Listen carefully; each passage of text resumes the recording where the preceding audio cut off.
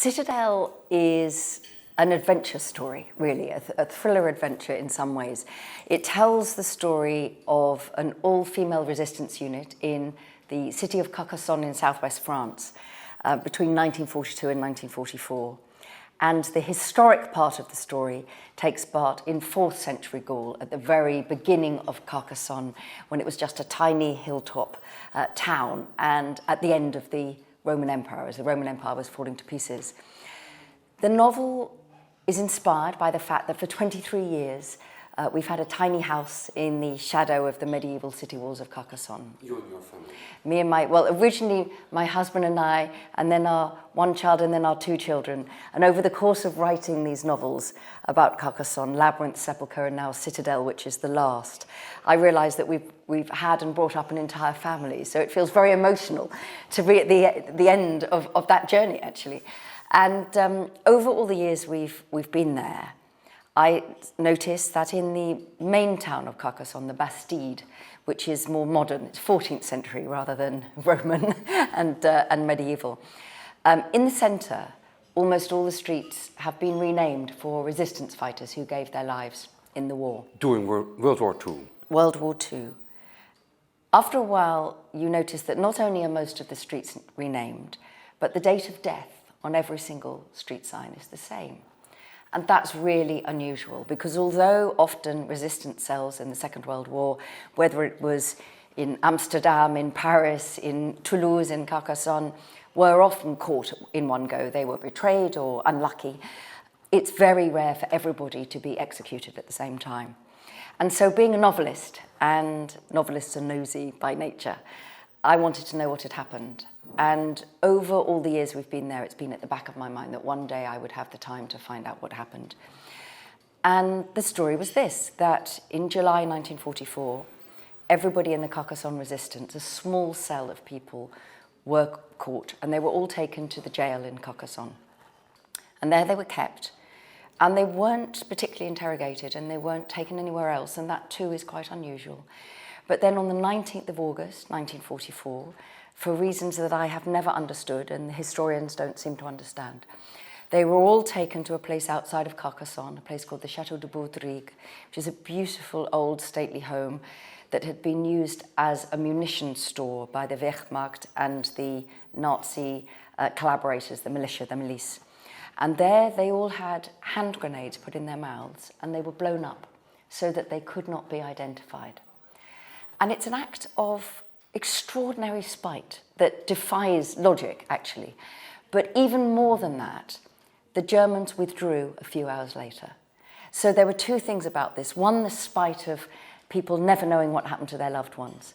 But secondly, the real pain of it, that for a few hours more they would have made it. And that always haunted me. There are now, from 2009, 3 tombstones in the garden at Baudrigue. One is to Jean Branché, whose codename was Muriel, who was the leader of the Carcassonne resistance. The second is to Aimé Raymond, who is the deputy leader, and who was a serving police officer, must have been a very brave and courageous man. And the third is everybody else, because over the years the men have been identified. But at the bottom of the 3rd tombstone, there is a line that simply says, "and 2 unknown women." And that, I suppose, of everything, that phrase has haunted me for all these years.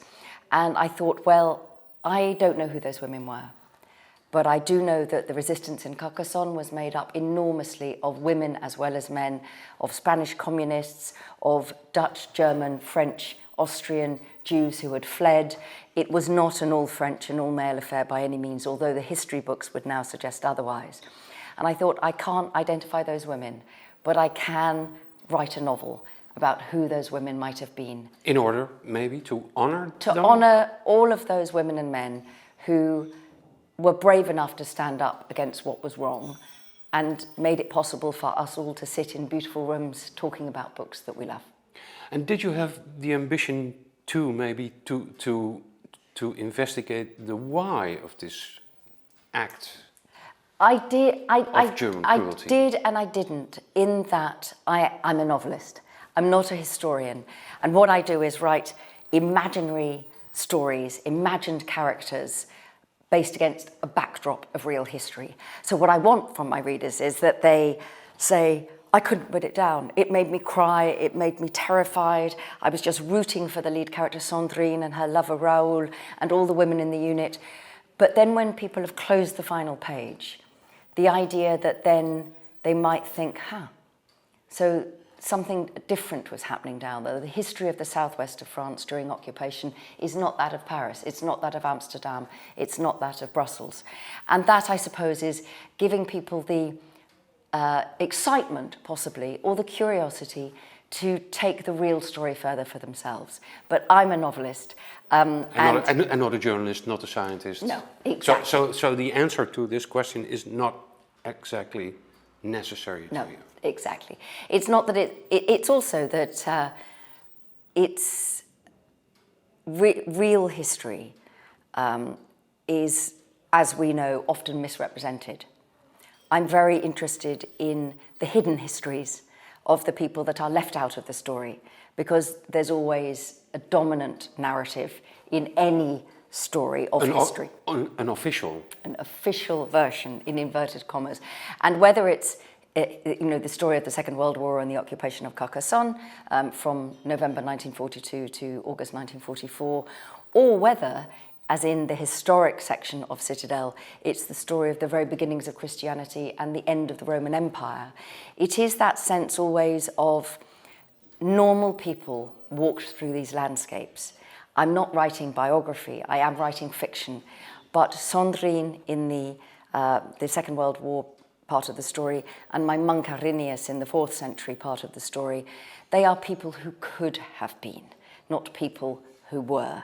And that's also very important to me, that they are not fictionalized versions of real people. They are made up, start as two-dimensional on the page, and then as I write, I breathe air into them, and they take over, and they become themselves. So they become three-dimensional, but always fictional characters. They're based on no real people. But are you turning your back on official history by choosing for these everyday normal people? Are you maybe opposing to official versions? No, I'm not opposing it at all, but I am saying, particularly in the area of women's history, which is something that interests me enormously, and with Labyrinth and Sepulchre and Citadel, each of them has a young and courageous female protagonist. If you like, I write female heroes. They're not heroines, because the word heroine suggests the person who is rescued, the person who is in the tower waiting for the prince to come. And for me, the definition of a hero is the person who leads the story, who leads from the front, if you like. So I always write those strong female lead characters. And the official history, sometimes they are there, but they are often the queens and the consorts and people of that level. And I suppose I'm just more interested in saying, you know what, there are a lot of the rest of us. Most of us are not queens or indeed kings. So it's, more than anything else, it's just putting normal people into the official narrative rather than challenging the narrative. And why are these lead characters always females? Pretty much, because I'm a woman, so why wouldn't I write women? You know, it's I'm always interested in that sort of question, because I interview quite often myself, I interview other writers, and so I started to ask male writers why they always wrote male lead characters, and they always said, well, we're men. And I thought, well, that's true, actually. It's interesting that people ask me why I write women. Truthfully, though, characters, it's so hard to say this, because it always sounds rather pretentious. Certainly to English and American ears, possibly not so much to European ears. But truthfully, characters come up and tap you on the shoulder.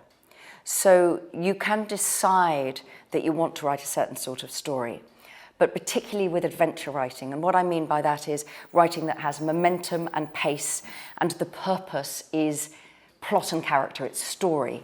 Whereas with more literary fiction, I would say the purpose is ideas and style. So it's a question of what your goal is in writing your book. For me, that defines what sort of book you're doing. And what is really important with the sort of books that I write, which are page turners, is that unless the characters sing, unless they are alive, then there is no story, because everything about the plot is driven by character.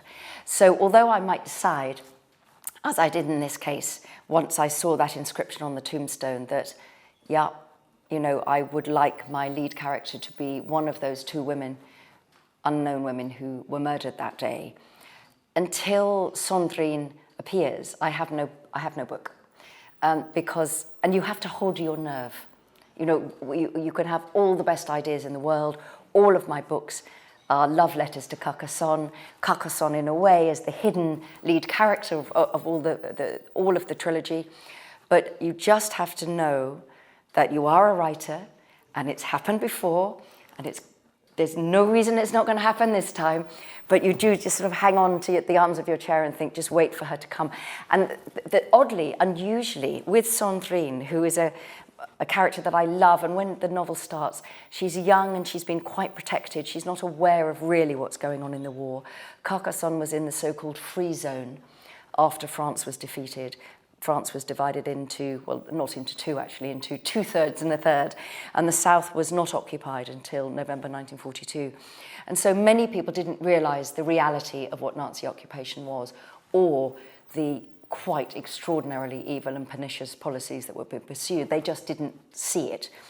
And so Sandrine is young and naive, and consequently brave, because she doesn't know what's at stake. So she is not fearful of what might happen. And during the course of the novel, she goes from being a young girl really to a woman, and someone who will, you know, is capable of making the ultimate sacrifice if the need should arise. But she came to life, oddly for me, when I got her name. And between where our little house is in Carcassonne, near the medieval city, there is a low footbridge over the river Aude, which goes to the Bastide. And on one side, there are sort of concretey walls because the river's flooded many times, so barrage, a sort of dam. And in the winter, the bridge disappears. There's no handrails. It's just a tiny footbridge used by local people. All the tourists go on the beautiful medieval bridge and the bigger bridge with the traffic on it. And this is a very narrow bridge. And the meltwaters come down and they cover it up. And then at certain points in the summer, the waters sink enough and there is this footbridge again. And so in the summer when we're there, we always walk over the footbridge. And for years and years and years, as I walked across to the Bastide, there on the concrete wall ahead was a piece of graffiti. And it was, the letters were sort of maybe 3 meters high, the capital letters, and 1 meter high, the lowercase letters. And the punctuation was perfect. This was also what caught my eye. And what it said was, Sandrine, comma, je t'aime. And for years, and it's got fainted and faint and more, you know, now you can't really read it. But it was always there. And when I started to think about Citadel and plot it, I suddenly thought, oh, for 23 years I've read that graffiti, and you are Sandrine. And the minute I realised that that name had been waiting for her, this character, all these years, then there she was. And where do characters live? Well, when they're not in the book. Before? Well, for me, I write plays as well. And the easiest way I've found now of describing what it feels like, the process of being a novelist and writing fiction, is to use the analogy of theatre. So for me, a novel is the empty stage. And as the author, I start to paint the backdrop and make a scenery, which is Carcassonne. I have an idea of the setting and what the story is going to be. And there is a moment at which, as the novelist, you stand on your own on the empty stage, and you know that there are actors in the wings, but you can't see them yet. And you just have to wait, and you sort of hear them coming closer, and you feel them coming closer. And then there is a moment, and you start writing. You sort of start writing before you quite know who they are. And then there is a moment at which they are behind you, and you still mustn't turn around, and then they walk past you. And so rather than me as the writer with my hands in their back, pushing them forward and making them do things, there's a moment at which a character like Sandrine turns round and gives her hand to me and says, follow me and write down what I do. And that's how it feels. And every book feels like that. Like it is ghostly. Yes, yes. And that actually novels, you of course write from the beginning of the novel to the end. So there is a linear narrative and there is a structure that we as readers, as well as us who are writers, understand. We understand that one page comes after the other and you read those pages in order. But when you're writing a novel, in a funny sort of way, it's that sense of the stage is you might enter from downstage left, you might enter the novel from backstage right, you might come up through the orchestra pit. That the novel is intact, it's there, but your point of entry might be different each time. So sometimes with Sepulchre, for example, I started much later in the story, and it was only once I realised the story I wanted to tell, I went back and started the book earlier. And with Labyrinth, I was always very clear that it was going to be a story set against the backdrop of the crusade against the Cathars in Carcassonne and the Languedoc in the 13th century. But I wasn't expecting there to be a modern part, because all my novels have 2 different time zones that happen live on the page in front of the reader. They're called time slip novels. And so the modus operandi, in a way, has been the same for each book. What has been different is that as I have been lucky and people have read my books all over the world and people are very kind at emailing and telling you what they like and sometimes what they don't, you learn. You learn more about your own writing from readers than you do from critics, usually. And that just means, and this is all any of us would hope for, that each book, you're just a little bit better writer. And what have you learned from your writers? From other writers? From your readers. What I've learned from my readers is that if the association with character is still fundamental, if you like, the rules of reading a novel haven't changed since the first novels, that if you don't care about Vronsky or Madame Bovary or Heathcliff and Cathy in Wuthering Heights, then you don't care about the book. So that there are certain sorts of fiction where what is dazzling, what makes a reader excited is the beauty of language or the beauty of ideas. And they are not particularly linked to character, but the sort of books I write, absolutely, without that central, it's not even identification, it's about caring about someone. Caring. Okay. If loving, maybe. Loving, absolutely. If the reader does not care about what happens to Sandrine and Raoul, whether they make it, then they won't read the book. Whereas a piece of history, people want the information about what happened about the resistance in Carcassonne. So those things. So there's the emotional engagement. Also that idea that I've always had at the heart of it, that I am writing love letters to Carcassonne, to my adoptive home city, is shared by many, many readers, that almost all will say, the landscape comes alive, and it's made me want to go and see it. And that, again, that was wonderful to know that the description mattered, because the description is there as because I love Carcassonne, and I love the land, I love the mountains and the sea and the sky, but you always worry with landscape descriptions that it will be alienating. People who haven't been there will go, oh, another description of a cave, do we need this? But actually readers say every time, it reminds me of being there, it makes me want to go there. So there's also that, again, emotional connection. And this is what you do on purpose, because you can feel it. When you read a book, you can feel that you love this countryside, you can smell the herbs and the flowers, the dust maybe. And it's the texture, it's the texture of it. And you do that on purpose? I do it on purpose, but it is, and each of us as writers, we must write the books that we want to write. You should never be thinking, will this book sell, or I must write for readers. It must be about the integrity of the text, that the book itself has soul and heart. And then you hope that there are readers who like your work, but you mustn't compromise your work and what sort of writer you are. And of course, the person you are as a reader is not the same person you are as a writer. I read a lot of literary fiction and I read a lot of crime. And before I started writing, I thought I would be one or either of those.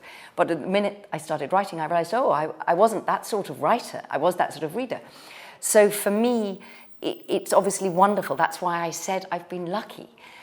It is luck if the work that you want to do, that you love doing. But it's not only luck, it's strategy too, It, I think. You are extremely popular as a writer. Yes, but you know what? I might not have been 10 years ago, and it's that sort of thing, that the history of literature is littered with, writers who, for whatever reason, were neglected in their own time, or whose books found no favour with critics at the time, and therefore it was hard for them. So there is an element of, you can call it zeitgeist, you can call it,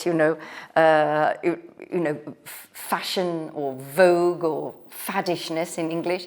But if you're lucky, what you do and what is wanted absolutely coincide. And that's what I mean, that there's nothing I could have done about that. If I'd written my books faster, it might have been the wrong time.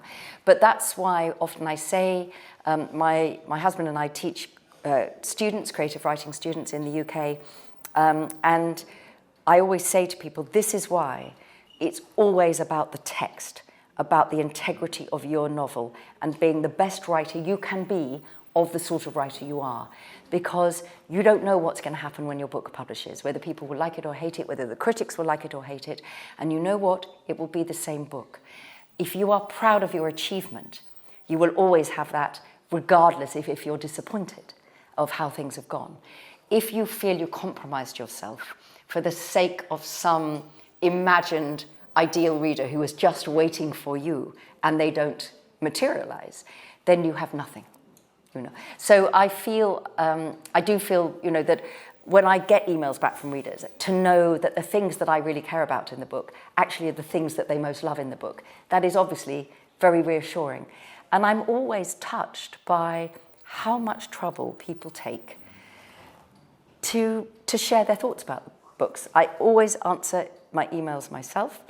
And with Citadel in particular, which has only been out for a couple of weeks, I have been overwhelmed by the response from readers. And that has been very good because it has been a very emotional book to write for 3 reasons. One, the real story in Carcassonne, that the shadow of that time is still there in Carcassonne. And obviously, as I sit here in Amsterdam, this place understands too. The situation in England is completely different. Because the experience of living under occupation is it worse? I think probably is worse, actually, because there is a very straightforward feeling that if you are frightened, but you're a soldier, you know who the enemy is, you're going to fight, you are frightened of pain, you are frightened of losing your life, you are regretful for those who will be devastated by your loss. But these are pure and clean emotions, if you like. They are courageous emotions. Living under occupation, that sense that everything about life is poisoned, that you don't know who you can trust, you don't know if it will ever end, that you live every single day expecting. And that is different from being on a battlefield and wondering if today the bullet will get you. And so this became very clear to me when I was researching. And that sort of sense of what it must be like to live every day, whoever you were, with that knot of fear there. So the book was emotional to write for that reason. It was emotional to write because my father was very, very ill and indeed was dying and died during the course of writing the book. And he fought in the Second World War, not in the southwest of France, but in northern France, Belgium, and across the northern coasts, as it were. And towards the end of his life, because he and my mother-in-law and mother live with us, I spend a lot of time with people of that age group who have strong memories of the war, entirely different experiences from the ones I'm writing about, but very interesting talking to my father at the end of his life, and him talking about being a soldier and his level of complete shame as a young man when the newsreel started to come out in April 1945 when the camps were opened and people started to see what had been going on. And he said, as a young 17-year-old soldier, very low down in the order, he said, we had no idea. The people at the top knew, but nobody else did. And that sense, he said, of shame, that they didn't really know.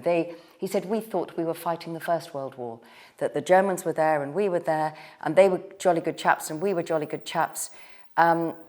And it was just bad luck, we were on different sides, he said. So that was always in my mind, and obviously that was very sad time for me, and not needing to go back to writing a novel after something like that.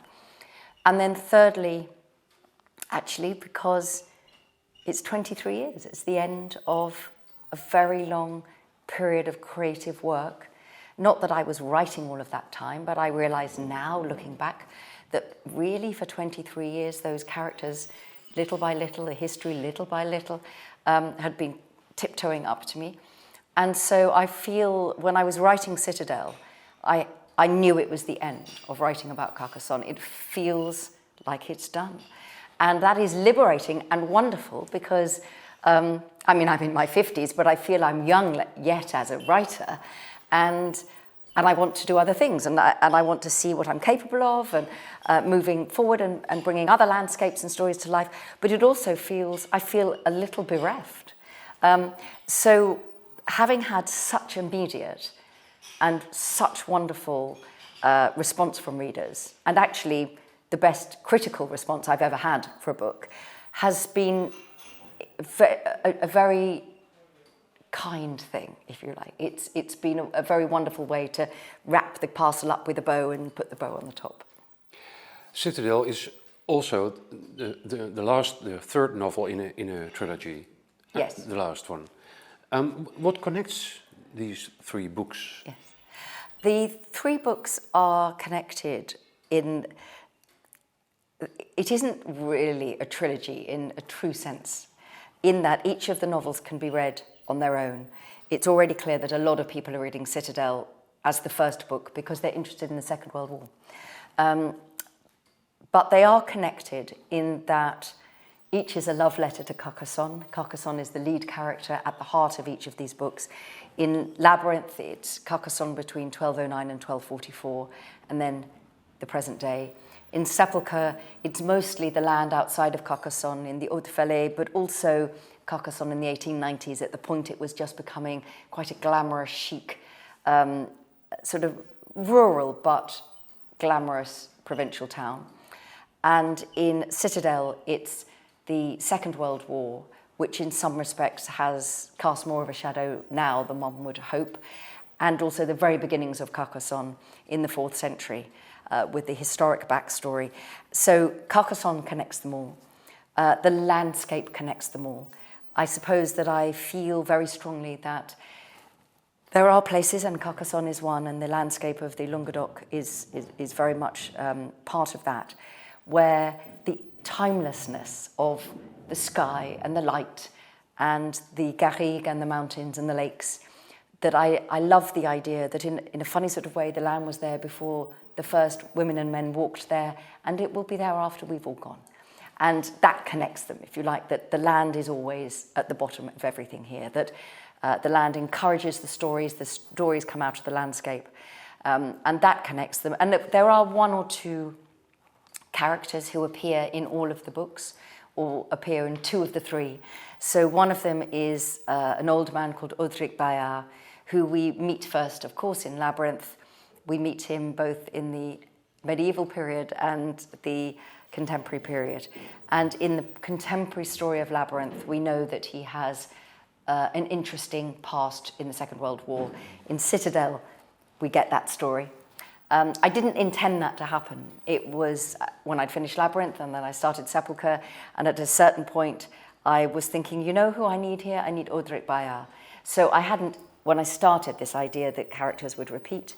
Because I always have a slightly mystical element, it of course makes it possible for people to reappear in a way that if I was writing realistic domestic fiction would be hard.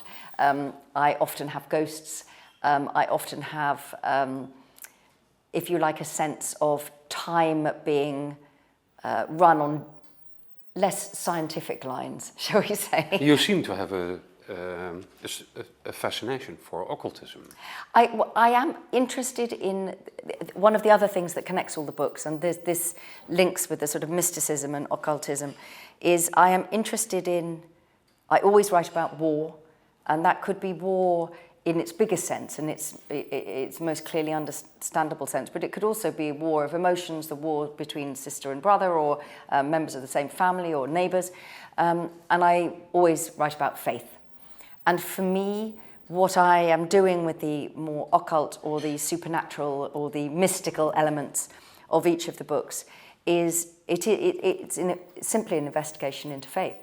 Because certainly in Citadel, where the 4th century story is both the moment at which Christianity was taking shape. There was a point when it could have been and might have been a mystical religion. But the Orthodox lobby won. It became a hierarchical religion. And the Bible, as people know, is a collection of writings, and it was a political decision which bits of writing were put into the Bible and which were left out. It isn't a unified text. And we know that this is the case because many brave people, such as my monk Irenaeus in Citadel, he is an unlettered monk. It's the beginning of that sort of nature of Christianity in Gaul, France, as it obviously was known then. The mystical texts, they are all consigned to the fire. They are burnt and destroyed, much as the Nazis were burning Jewish books, all of that time later, which is why the two parallel times work so well. And Irenaeus takes a text to safety because he doesn't know what it says, but he knows that they are sacred words too, and he's not prepared to allow them to be burnt. In 1945, in December, the Nag Hammadi scrolls were found in Egypt. And so we know that the Gnosticism was very, very strong and was left out. And so for me, what I'm doing with the occultism is saying, if history had taken a different turn, this would have been the state, the Orthodox religion, not what we have now. So I'm saying, a belief in ghosts and spirits in many religions is completely normal. Many people would say on the 3rd day when the tomb is opened and Mary Magdalene sees somebody in the garden, is she seeing a ghost or is she seeing a man? So for me, it is, if you like, saying that the way that we define religion, the way that we define cults, all of it is about that sense that there is a moment at which you have to suspend disbelief and jump across the gap where there is no proof. And that therefore, Orthodox faiths, whether it is the monotheistic faiths, Christianity, Islam, Judaism, whether it is Hinduism, whether it's Jainism, many of them have exactly the same sort of tenets at the heart of it, which is often everlasting life, the sense of if you believe in this, you will live forever, a belief in spirits and miracles. And I suppose I'm saying these things are not so different. Seeing ghosts of people that you've loved, or worshipping people who might or might not have lived thousands of years ago, they're not so different. And that actually it can give enormous meaning to people's lives, and it also can be responsible for some of the worst excesses of violence and repression, and so always it comes back to the fact that I'm not a theologian. I am a novelist. I'm very interested in faith and systems of faith, and I therefore like that sort of element of mysticism in my books, because I think that is a connection with the stories of the past. And there are so many legends and mythologies in the Pyrenees and the southwest of France. I could write, if I wrote every story up, I would myself, I'd be 600 years old. It's that sort of thing. But are you saying there is an official history and there is an official version of religion, maybe? Well, certainly. I mean, certainly. And there is another informal truth. Yes, absolutely. In that, certainly with Christianity, and it's been a very sad couple of weeks for Christians in the UK. where there's synod, despite the huge majority of people voting for women to be bishops, yet somehow the vote was lost, for 6 votes. And it's caused an enormous storm in the UK. But in 1209 in Carcasaonne, there were women priests. So the idea that religion is inevitable, that it isn't about an interpretation of, in the case of Christianity, men, deciding what will be official and what will not. The idea that these things are all set in stone is manifestly not true, in that religion is like everything else, that it is interpreted and certain rules are made and certain traditions become tradition. And then, of course, people say, well, we have to do it like this because this is how it was done. And then you say, but it wasn't done like that then or then, and now it is. So I suppose it's always a sense. I always have a good Christian and a bad Christian in my books. And Arrhenius the monk is a good spiritual person who sees the divine in the land and not in being told what he might or might not say or do. And for me, that is very similar to the Cathar spirit. And it's very similar to the spirit of the resistance in a way, not as a faith system at all, but the spirit of the resistance was, whether it, all over occupied Europe, was, okay, we are being told that we have to accept this new status quo, but it's wrong, and we're not going to. So all of the people who died in Holland, in Belgium, in France, in Germany, in Austria, Slovakia, wherever, in a way they were doing the same thing. They were saying, we are not prepared. Even though we are now the outlaws, we are now the ones breaking the rules. We know morally that it is wrong. And it's the same sense of having, you can call it soul, you can call it spirit, you can call it morality, but it's the idea that somewhere inside you there is a compass that tells you right from wrong. And I'm attracted to that because I think many people within religion have that.